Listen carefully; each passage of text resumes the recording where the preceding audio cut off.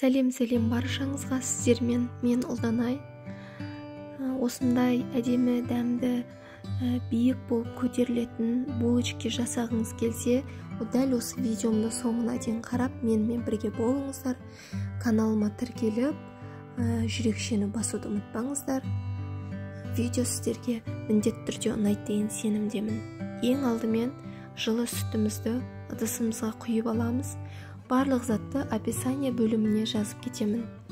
Келесі бізде қантымызды қосып, жақсылап екеуін араластырып алатын боламыз. Келесі бізде сұйық майымызды осылай қосып, тағы да араластырып алатын боламыз. Бізде қамыр жұмсақ болу керек. Осы сұйық майдың арқасында қамырымыз жұмсақ болады. Енді аздап тұз қосамыз дәміне қарай.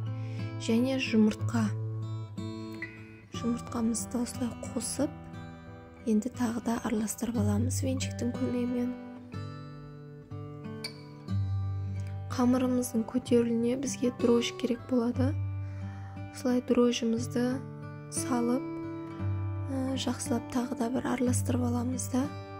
Одан кейін аз-аздап бөліп ұнымызды салатын боламыз.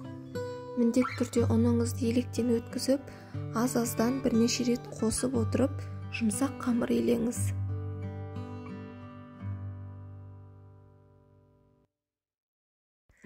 Енді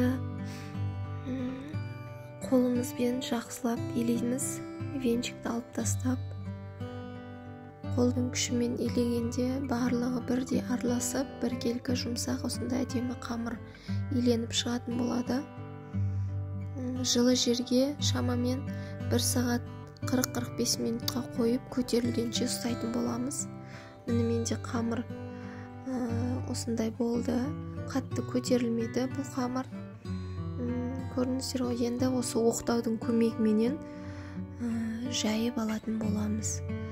Қатты жұқа емес, қатты қалың емес, осындай қамыр жайып аламыз. Енді оның үстіне бізде еріген сары майымыз бар. Сол еріген сары майды жағып шығамыз. Қолымыздың көмегімен немесе арнайы щетка болады, сонымен жағып шықсаңыз болады. Одан кейін міне қамырды дәл осы видеодағыдай осылай жан-жағын бүктеп, осылай 4 бұрышты қамыр жасап,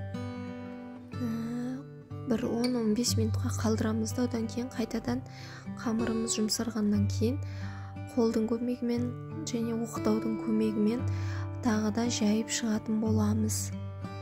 Бізге екінші рет сары май керек болады. Екінші рет осылай бетіне жағып шығамыз. Қатты былшылдатып жақпаңыздар. Қазір орайтын боламыз бұл булочкаларымызды біз май жағып. Онан кейін міне пышақтың көмегімен кесіп алдық. Осылай жіңішке 3 бұрыштылап кесіп аламыз да. Енді қараңыздар. Қалың жағынан жіңішке жағына қарай ораймыз. Көрдіңіз ғой, түк қиындық жоқ, оп-оңай әдемі болып шығады.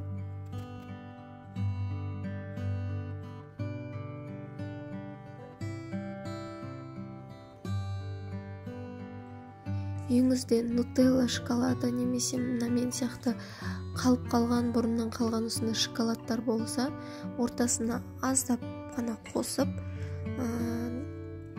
орап шықсаңыздар да болады, өте дәмді болады. Енді қызып тұрған пешімізді қыздырып қоямыз алдын ала.